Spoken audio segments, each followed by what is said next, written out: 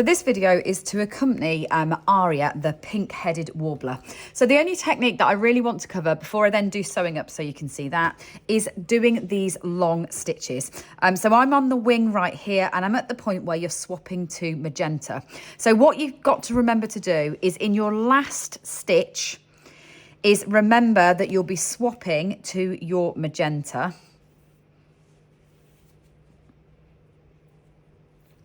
Like that, then ready to do these long stitches, and that's how you get this lovely overlap of gradient of colour. It gives you a really nice texture.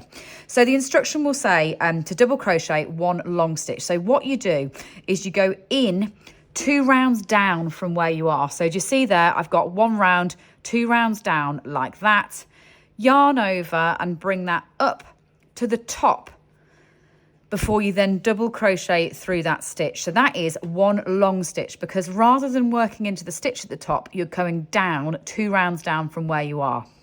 But the important thing that you've got to remember, so you don't end up with far more stitches than you need, is that is going to sit over the top of the one that's underneath it. So you do 1 long one that will sit over the top of that stitch there, which means you'll be going into that one there next to it.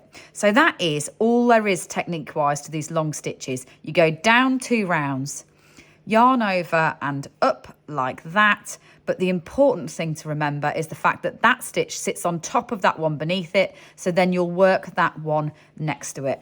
And that really is all there is to these long stitches. Gives you a really nice complicated looking effect. Saves you having to do anything with embroidery afterwards, because you crochet them as you go along. And all you need to make sure you're doing is going down and missing them as you go around.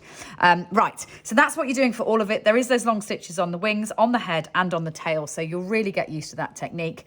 You will obviously be decreasing and increasing with it sometimes, so just pay attention to that as you go along. The pattern will state whether it's into the next stitch or into the same stitch when you are increasing and decreasing with them. Right, so I'm going to go ahead. You've got that now, and then what will follow will be the sewing up instructions. So now let's sew up.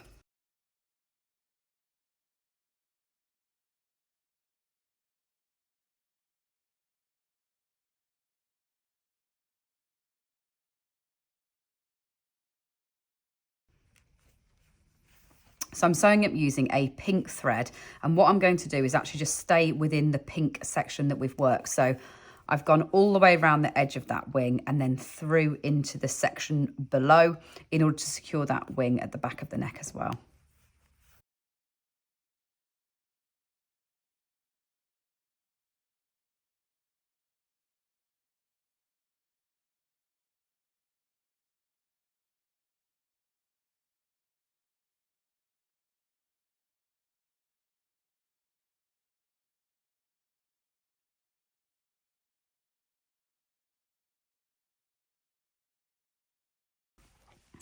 And to get the highest impact with these lovely long stitches that we've done, get those wings nice and close together on the back. So the whole of the bird really is encased in those lovely long stitches.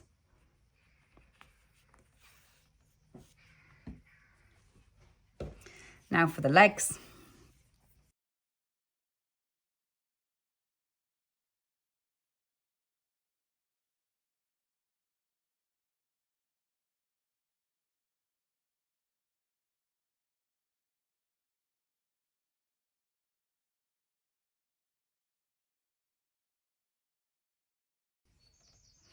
And sewing those legs at angles that create thirds as normal. So just to recap that, if this is the first time you've sewn up a bird, imagine a line coming down the centre of the head, down towards the middle of the body, like that, and then split the bottom of the body circle into thirds. And that's the angle that you want to sew those legs on. That means that they'll splay nicely forward when the birds are sitting on shelves, etc.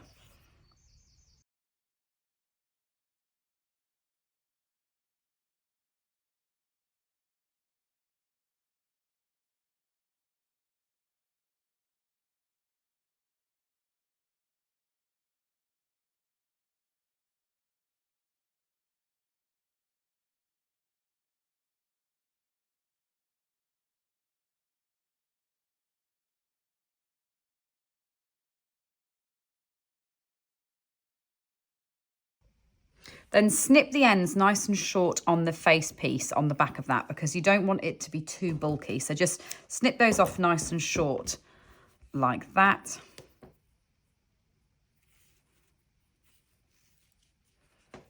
Sew into that first stitch there just to neaten up that edge so it's a nice circle, and then line that up straight into the center of your face and sew that into place around the edge.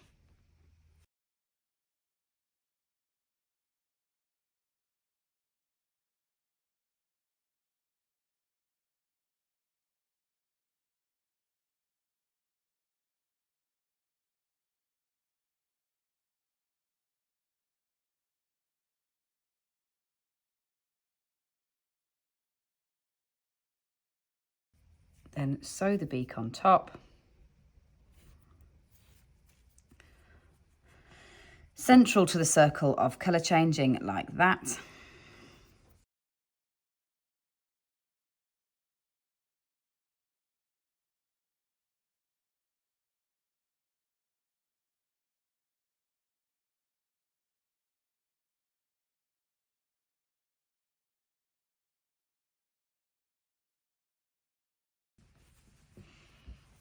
And then the finishing touches is just sewing her 2 eyes in place.